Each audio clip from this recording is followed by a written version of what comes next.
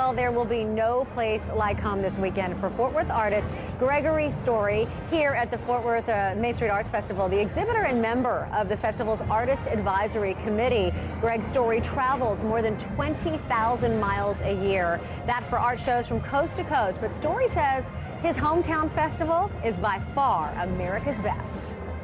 So after this is dry, and that's when I do the detail, careful with a tiny brush. Gregory Story is creating wall balls, which he casts, carves, and fires himself, so that the work will eventually look like this. They'll ultimately hang in collage form as a wall sculpture. So you can buy 1 or 2 or 20 or 30, just depends on what sort of installation they like.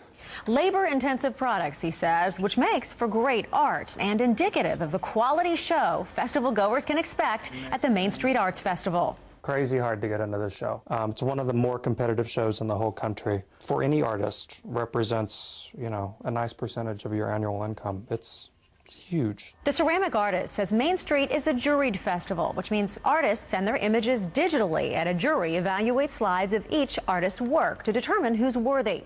Since the jury changes every year, art lovers get a different show. The only people that are guaranteed a spot in one year or the next are the folks who win an award and are thereby invited back.